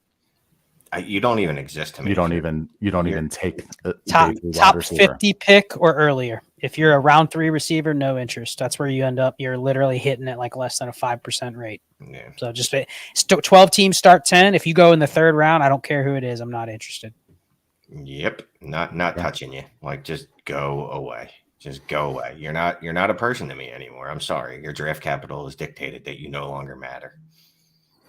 Okay. We had a couple answers for merch. Will Levi's jeans. Manny has hammer smash with Shane's face on Hulk. Who wouldn't want Shane's face on a hoodie or a shirt? Good stuff there, guys. Okay, let's go to this one here. Recovered Ridley Truther. My 2 fave Patreon owners. Who's your ideal rookie picks in the 108 to 110 range? I have a lot of good teams that weren't good enough. I've loved Charbonnet if he falls there. Zay Flowers, I wouldn't say I love, but I like Zay Flowers here. Literally just those 2. You know what? Maybe Jordan Addison. Let's see. Maybe I'm too down on Jordan Addison. You know, if he's fallen that far in the draft, maybe I need to draft him because he's going to have day 2 capital, right? There's no way he's going to fall out of the 2nd round. So I'm going to move Jordan Addison up there too. Yeah, so in our Dynasty Trades in 5 listener league that we're drafting in right now, the 108 was Charbonnet. Zay Flowers went 109. I took Jordan Addison at 110. And then Hendon Hooker was right there. So that's kind of the range that you're looking at. Yeah, if I could get, Jordan Addison, that's a great spot for him, right? It's going to be good. Any top 40 pick at receiver, not Dalton Kincaid, and running backs if your roster construction warrants it. That's how I'm looking at it right now before we know anything. Yep. Okay. Let's keep rolling here. Okay. Joe, did we already do this one? No. 10 team, start 12. Thank you for the super chat, by the way. Superflex, 2 tight ends, 1.5 for tight ends. QB scoring has Scott Fishbowl style scoring. How would you approach the startup from the 110? Thanks for all you do. #hammers. It's a rough spot. 10 team. I'm doing a startup right now. The first 9 picks were quarterbacks, and the guy at the 110 has definitely kind of wondered what he should do. So, man, 10 team start 12. It's essentially the opposite of a 12 team start 10. The quarterback scarcity is lower, but you also don't want to be playing in the really, really low end quarterback waters with the Scott Fishbowl scoring. If it's me, though, I'm still probably taking Pitts and a receiver. It's a 2 tight end, 1.5 premium. Like, Pitts may go, and you may get Justin Fields or Deshaun Watson or Lamar Jackson. I'd take one of those guys. That's the other thing. I'm going QB if it's one of those top 9. But if it's not, you probably have to pivot, go Chase or Jefferson or Pitts. And then just do a scrape buy with the quarterbacks, hoping you can get some variation of like Daniel Jones, Jimmy Garoppolo, Kenny Pickett / You need efficiency in Scott Fishbowl. You do not. You want guys that complete high number of high completion percentage and can run. Yep. Okay, I have to knock out 2 buy me a coffee things here from last week. We're gonna go into the banners and do this, and then I have to take off, gentlemen. Okay, the first one here. Thank you for the coffee. Forget who this was. 12 team Superflex, half PPR, start 10. Quarterbacks are Hurts, Geno, Brissett. Running backs ETN, Dobbins, Akers, Pacheco, Penny, and Algier. Wide receivers Debo, Pittman, Gabe, Jamo, Sky, and Lizard. I have the 101. I've been offered Josh Allen, the 109, and 404 for the 101, ETN, Dobbins, and Geno. Do I do it? You're giving up Bijan and ETN and getting Allen and the 109 and the Superflex. Yes, sweet Jesus, please do this. Yes. And then so he said, because I told him in the comments that yes, we would do this. I currently have a counter where I've removed the 109 from his side, added his 202, and removed Dobbins from my side. So take out the Dobbins 109 swap, and he's also getting the 202 now. So it's basically ETN and the 101 for Allen, the 202 and the 404. I'd prefer to do that because I can replace Dobbins with the 202. Mm-hmm. That's a smash. But if not, I'd still do the first trade, like Shane said. Yeah, that's what I said. If he or she balks at that and they're like, dude, this is the best I'm going to do, then you take this deal and you go, thank you. Yep. Okay. Here's another one. It was 12 team Superflex PPR start 9 rebuild. Also, the league doesn't have waivers, so if a player is dropped, the only way to get them back is in the rookie draft. My starters are Deshaun Watson, Matt Stafford, Miles Sanders, Algier, Garrett Wilson, Devontae Smith, Mike Evans, Mark Andrews, and a bunch of scraps. I have the 106, 109, 112, 201, and 202. What move should I make to build this team up? So it's a 12-team Superflex, PPR start 9. He's rebuilding. This is his starting lineup again. You see that, guys? Uh-huh. And then he's got the 106, 109. Would you put Will Levis on this team or maybe move up to get a better one than that with Watson and Stafford? You have to address QB. I mean, yeah. So will I add Will Levis? Yes. But would would I be more apt to try to move up and get a quarterback that I actually want and Bryce Young or CJ Stroud? Yes, I would do that. And notice I'm starting to say Bryce Young before CJ Stroud. Subliminally. That's not right. So I'd probably be looking to see, can I take the 106 and the 201 and try to move up to 102? I don't know if I could. Probably need to add much more than that, but that's where I would start. Yeah, I mean, he doesn't have a team that's going to win right now. He has a couple good pieces. What I'd be looking to do is I'm fine just kind of taking best player available if I can't move up. What I'd also do is try to make some deals where I can sell a couple pieces. Can I sell Mike Evans? Can I sell Miles Sanders? But I think in a key, I don't know how many roster spots there are, but the first thing that came to mind is if there's no waivers, kind of want to add like some extra seconds and thirds in the future. Just if there's any inefficiency with players that get dropped or players that don't get picked up, like it's a little deeper. You know what I mean? I might be able to build a team a little quicker if I have extra shots. So I try to sell the older guys, draft best player available if you can't move up, and it's probably a slow rebuild. It's probably a 2025 contender here. Yeah, good stuff there. Okay, and then the last one for me is going to be Dylan sent me an email. We did a roster review for him, and he was wondering how to get in touch with us. It was good timing because I was creating banners and put one up for his question. It's 10-team Superflex, half PPR, 1.5 tight end premium, start 10. Give the 105 2024 second Lazard. Get 2024 first, projected mid, and Chris Godwin. Could go either way. If you wanted a quarterback, I could see this was not Dylan's. I've got his next, but let's go with this trade here. Sorry, Shane. I was gonna say I could go either way. If you really needed a quarterback, you're taking a risk at 105 that there's going to be there. Right? One's going to be there. But if you just said it's not a bad cash out for the 105 to get a 24 first, mid first, and Godwin, I'm okay with either side. Depends on what you need. I feel like you just want to get Godwin and you're trying to be sneaky about it. Just try to construct an offer to get Godwin. Only reason I say that is because, we project where picks are going to be. And unless someone is actually really, really bad or really, really good, it's really hard to project where their pick's going to be. You know what I mean? There's that median of the league, that anywhere from 3 to 7 teams are in, where it's like, this could easily be the 104 or it might be the 108. So that's the only reason I'm thinking maybe just try to get Godwin. Yep. Okay. And that was another coffee. Thank you for that coffee.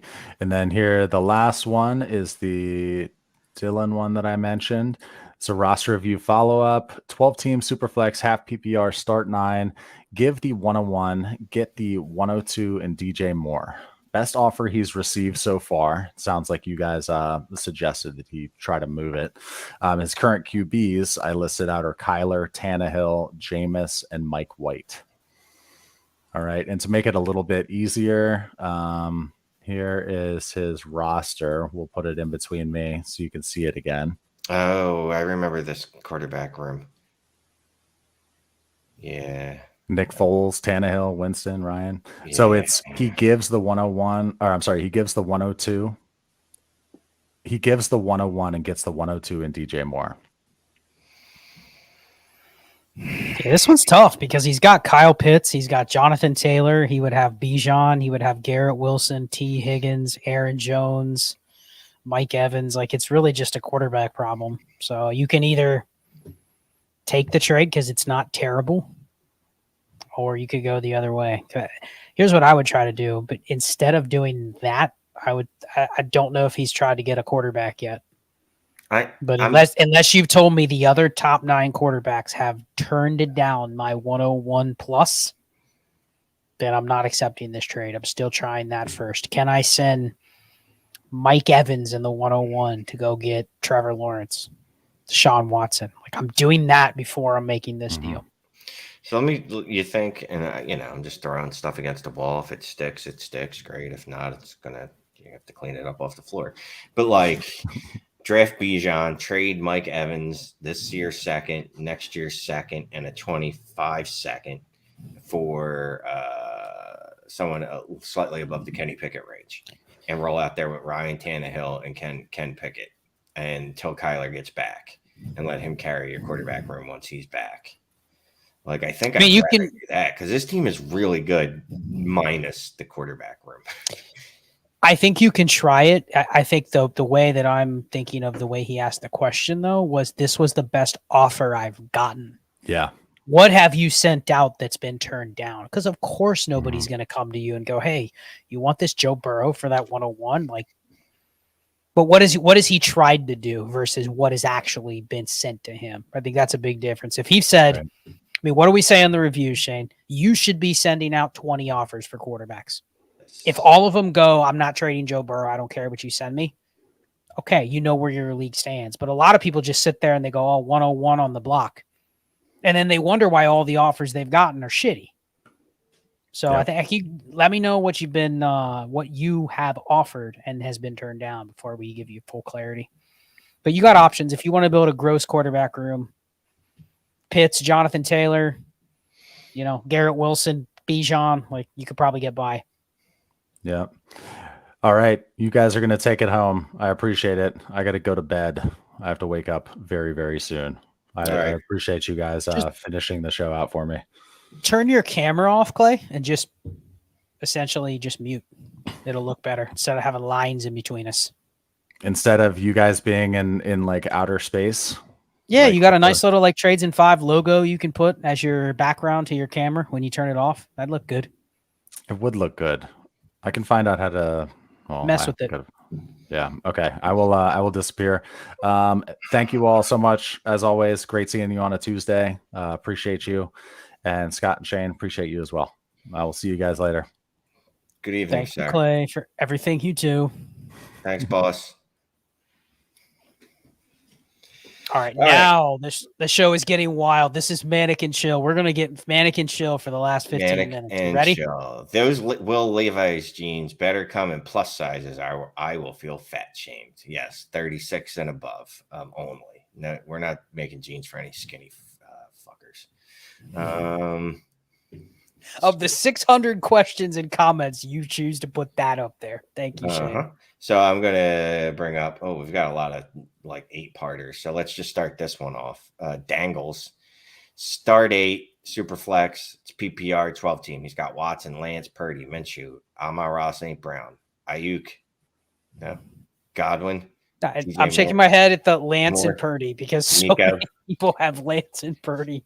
JK, Javonte Pitts, McBride, Chig, 101, 104, 201, and 2 firsts in 24 and 25. Where's the rest of his questions? Let's see. What time did that one come in? This was probably a victim of bad starring. 8:21. I'll find it. All right, Dangle, we're going to come back to you because, we lost your question. So we're going to go to, let me see, there's some one-parters in here because I think we've gotten most of those.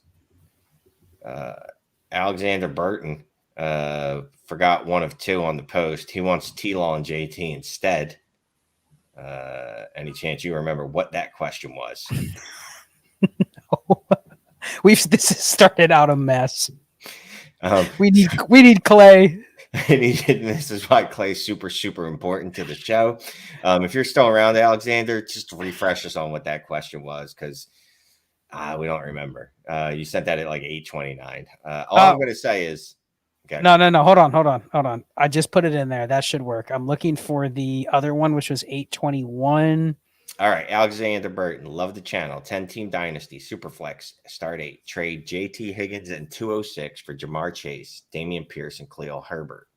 Notables: Burrow and T-Law, Rhamondre, Javonte, Pacheco, Mitchell, Gibson, Jetta, London, and Ayuk. And then his second part of that question was he wants T-Law and JT instead. Oh, we already did that one. We did that question very early on. That was we're going to trade Higgins and JT for Jamar Chase. Okay. And this guy wanted, what do you think? JT and Lawrence for Higgins and who? It was originally JT and Higgins for Jamar Chase and the extra pieces. And he says he wants JT and Lawrence instead. Instead of Chase? Yeah, I'm not doing that. Nah. Swapping out Higgins for Lawrence and clarify it's different, but no, I'm not doing that. There's a difference there. So I'm sticking with what he has if he has to give up Lawrence and JT.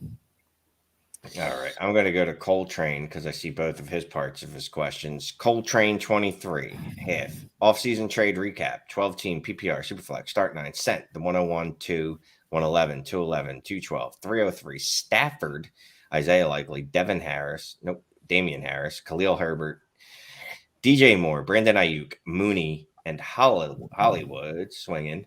And he received the 106, 203, 201, 201, 2024, a second, Deshaun Watson, Tua, Dobbins, Swift, Mixon, AJB, Olave, Smitty, instead of running down all the trades, what are your thoughts on the overall shaping of this team?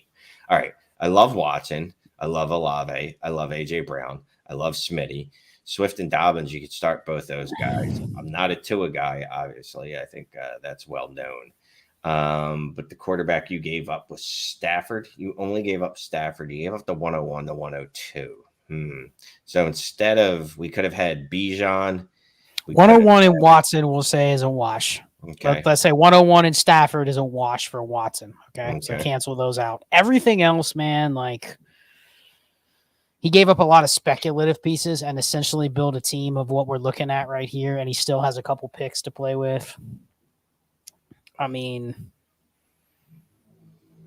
other than the quarterbacks, I think that, he did okay. It's really, he gave up the 101 and the 102. But look at everything else he gave up. DJ Moore, Brandon Ayuk, Hollywood Brown.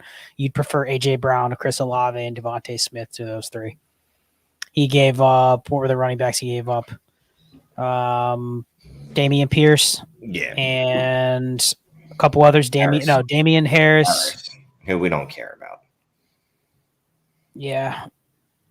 It's really, he took the best value he could for the 101 and 102, essentially. Turned it into an elite quarterback, and he still has an asset team that he can field, a semblance of a starting lineup with.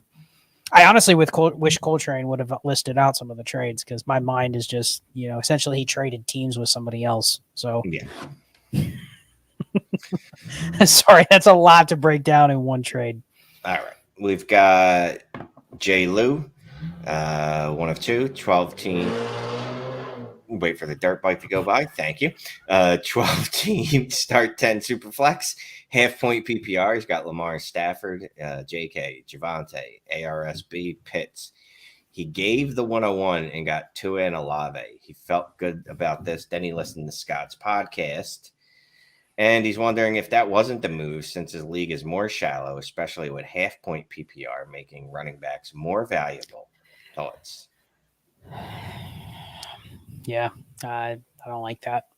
Olave is fine, and maybe it works out. Message us next year if Tua smashes and doesn't get hurt, and this ends up being a great deal. I would have aimed differently. Right. I see what he's trying to do. He's trying to do a leverage deal where he gets a 2-for-1. He got a quarterback back, but I would have liked to just go in a little bit of a different direction. So I don't hate it, but feels like you may regret this deal. You're not going to love it. I'm not a fan of it. I mean, look, I love getting Olave back, but I think you were really trying to get a quarterback back. And I am I can't say the word. I am completely out on Tua, and I could be wrong. But you look, if Tua infinitely, is that the word you're looking for? Infamously, there you go. And that's not even the right usage of it. But if he hits, then look, if he's who he was last year minus the concussions, then this deal's a good deal for you. Yeah. All right. Did we find Dangles? We did. I'll pick up where we left off on Dangles. So his original question was this one. So another team that somehow managed to have Lance and Brock Purdy and these assets. He does have the 101, 104, 2 firsts, and 24 and 25. Second part and the third part. What he did is he asked the second and third part like 4 minutes apart. So they weren't back to back. So it threw me off. Second part. Give the 104, 201, get Kirk Cousins 24 first and a 24 second. I think we're both willing to do that trade, yes? Give 104, you get Cousins, you get a 24 first back and a second. Yep. So you're literally trading the 104 for Cousins and a first? Cousins, yeah, essentially the 201 and the second. Okay, I'd rather have the 201, but you get the swap. Yeah, I think that's a good leverage trade. And here's the key thing, Shane. He said he's already asked about the top 9 QBs and they're not available. So this is probably the next step to what he's trying to do versus picking a rookie quarterback is getting a leverage deal like this. I like it. Yeah, I like it as well. Third part, he adds, loves the show, unbeatable insight. Appreciate you, Dangles. Thank you. All right, we got a couple others in here that we can knock out quickly. This was not a super chat, but I thought it was interesting, and I'll just say listen to the roster show that I did on the 101 on the Last Destination Dynasty show. But 16 teams, start 8, 1 QB, Shane. 30 seconds. How would you rebuild with the 101, or do you just say, screw it, I'm taking Bijan in a 16-team start 8?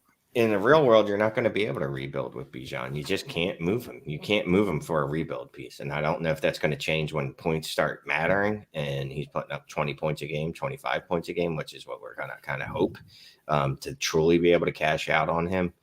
At this point, if you can get anything within the top 5 and another first thrown in, I would consider that a huge win. And I shouldn't even. I mean, it's 1 QB. So I'm almost like that. You've had a first round startup pick drop in your lap in a 16-team league where I guarantee you 6 of the teams are dog shit. I think you just take Bijan. I think the format is too shallow and there's too many teams here to get cute. Unless it is 16 team. Yeah, you're right. Because if you I need like a 116. I need like a I need like a Chris Olave plus Ken Walker type of trade to make this deal. And why would anyone do that in a 16 team? So I think you just make the pick. You are correct. Chipotle rice. Very, very good. Now I want to go out and get some Chipotle. He says inbox offer, 12 team start 9. DJ Moore and a first, Cousins, Elijah Mitchell. He gets Deshaun Watson, Calvin Ridley in the 203. Yep, done. You're essentially paying a 24 first in Cousins for Watson, and then you're swapping DJ Moore and Elijah Mitchell for Calvin Ridley in the 203. Smash it. Yep, do it. Is this the right move to upgrade at QB? Yes. It is. Oh, look at Kirk Cousins getting some love. Yeah. I'm appreciating it. People coming around like, all right, you want to give me the top 9? Let me get a guy that's right at the edge of the QB1 wall. 21.99 super chat, burning dirt. Thank you. Hey guys, again, thanks for your content. Picked up an orphan with some okay pieces. I would really appreciate advice how to build this thing. I have a funny feeling it involves parting out pieces. 14 teams, start 10. So second part of his question, trash picks this year, but all his picks going forward. QB's trash cans. Ritter, QB1, Dobbins, Gibson, Jeff Wilson, Mixon, Penny, Justin Jefferson, CD Lamb, Drake London. I'm sitting here going, when are we going to get to the decent pieces that he said the team had? I mean, I guess it's the wide receivers. He's got it's Justin 3 Jefferson, receivers CD basically. in London. And it start how many? I'm sorry.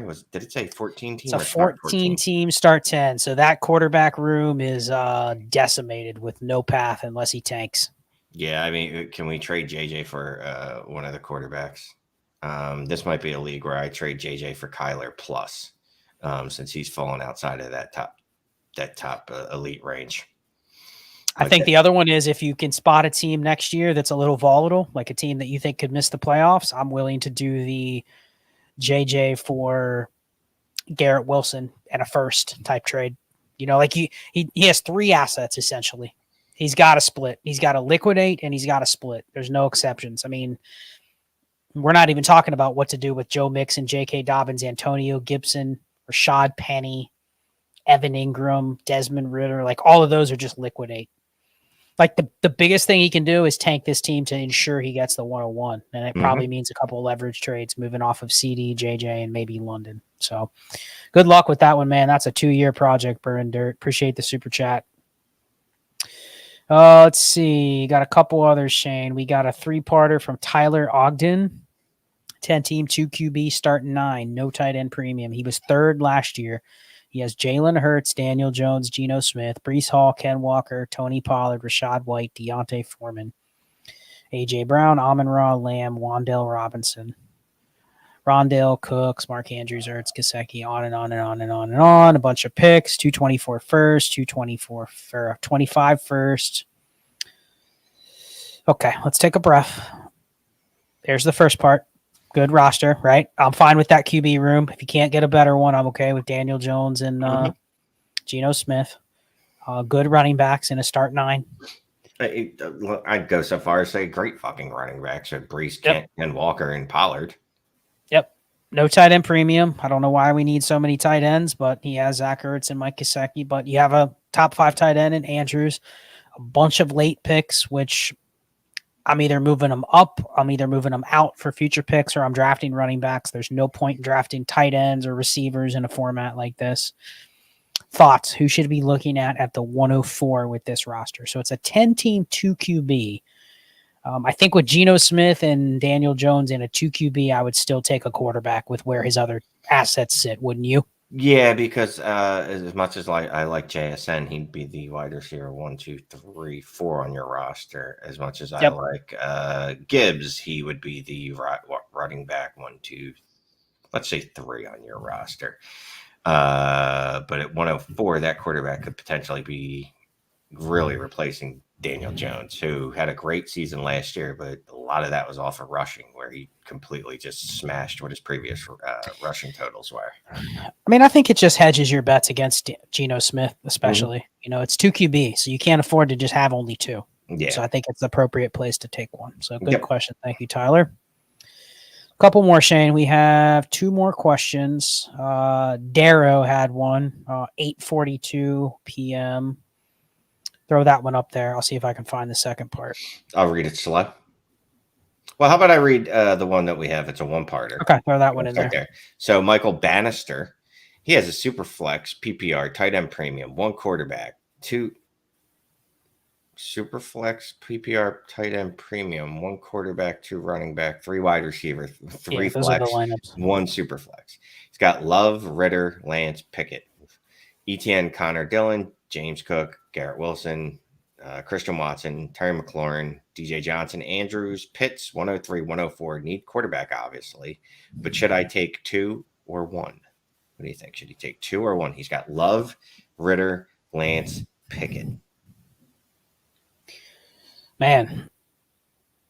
I mean, what do you think? Because I would say take 2, but now you have 6 quarterbacks. I'm guessing he's the only other option I would potentially look into here is what can I liquidate the quarterbacks I don't want for?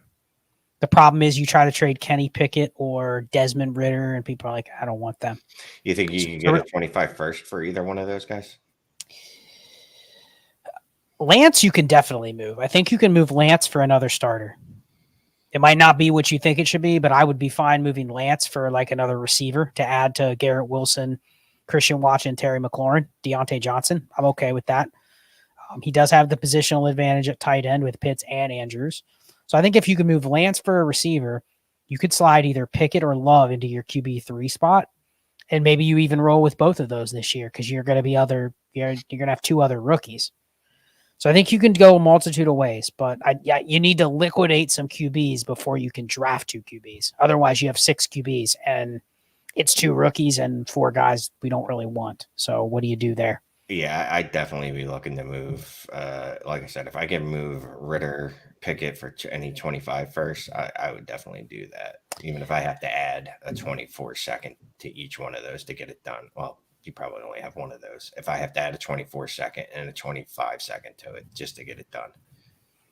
Yeah, answer the 2 that I'd be moving, and you just kind of see what happens with Pickett or Jordan Love. I think you may have an opportunity to sell one of those guys during the season. So, Michael, appreciate the question. It's just a weird construction. You have decent assets there. It's just a weird construction. So I do see why you asked this in terms of what to do.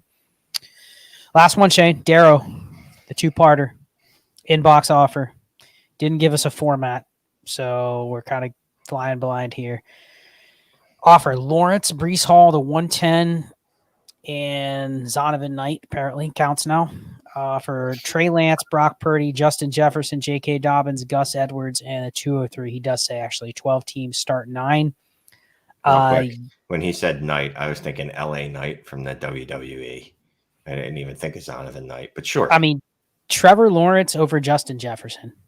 And you're essentially getting Breece Hall in the 110 for J.K. Dobbins in the 203 and Gus Edwards. So Lawrence Hall and 110 for Lance Purdy, Jefferson, Dobbins, start 9, half PPR. I mean, you're taking Breece and Lawrence over the entire second side, right? Lance Purdy, Jefferson, Dobbins, Gus Edwards, 203. Yeah, I mean, yeah. And he's getting the 110 and Zonovan Knight thrown in, who basically I'd rather have Zonovan Knight over Gus Edwards. So, yeah, that's Now, he does give us some context with this. He's already got Mahomes. Oh, he has Lawrence. He has Mary. Okay, then decline it. You're not giving no way. No. We should have just looked at the third part. No, you're trading Trevor definitely declining this. Yeah, that's No. Look, I like Lawrence, but or excuse me, I like Jefferson. Obviously, he's the wide receiver one in Dynasty football. But I'm not trading like every startup draft, and I know ADP isn't the same as trading, but there's not a league that I'm in that I'm taking Jefferson in, or a startup that I'm taking any of the wide receivers over Lawrence. Okay, let me ask you this: are you moving that same trade right there, but you put Kyler Murray in instead of Trevor Lawrence? Would you move Kyler, the 110, and Breece Hall for Justin Jefferson, J.K. Dobbins, and the 203? Kyler, Breece Hall, Justin Jefferson, and the 203. So then he ends up having Mahomes, Lawrence, Bijan, Chase, Waddle, Justin Jefferson, Hollywood Brown, Kyle Pitts. In a start 9, that's a tough reckon with that roster right there. Mahomes, Lawrence, Bijan, Chase, Waddle, Pitts, Jefferson. Oof. Yeah. Let's try that. It's got to be Kyler, though, not Trevor, because if you trade away Trevor, then you're now sitting here going, man, I need a quarterback. And the person that, probably is going to want Bijan, Chase, or Jefferson. So you're just spinning your wheels. So, Darrow, thank you for the question. Whew, that's it. Hey, short one tonight. We only went an hour and 56 minutes. Appreciate everyone sticking with us. I know we hemorrhaged viewers after Clay left, as we should, because me and Scott are not good at controlling this wild stream. I mean, listen, Clay has a family. Allegedly. He has a wife. He has a wife and kids. Yes. I have a wife, you have kids, but not the other way around. So that's probably why we're still able to be here and right. Do the trade show. But someone said in the chat, we turn the super chats off. Man, we get so many super chats and so many questions. Like, we have to turn them off a little early. Otherwise, we literally would still be going right now. So, I mean, we're very blessed to have people still 414 in the chat, almost 2 hours in. So we appreciate everybody. We'll announce what our draft plans are going to be.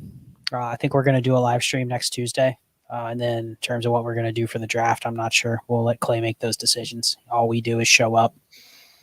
So that's it. Yep. Mannequin Chill reboot for about a half hour. Any final words? Hey, there's a reason that I haven't taken Mannequin Chill out of my Twitter bio. Because every once in a while, we get a little bit of Mannequin Chill time together. And it's nice just to relive the golden days. All right. Appreciate everybody as always. Make Tuesdays awesome. Today sucked in general, and then now it's awesome. So I appreciate it. Thank you for watching. Yeah, Dan put this up. Who won the sponsored orphan? That's a Patreon thing, Dan. I'll make sure I announce that. Thank you for the reminder. Appreciate it. Sign off. Thanks, everybody. Next week, same time, same channel. We're 9 days from the draft, and it can't get here soon enough. So thank you, Shane. Thank you, Clay, for putting in an hour and a half, and we appreciate everybody. Be chill.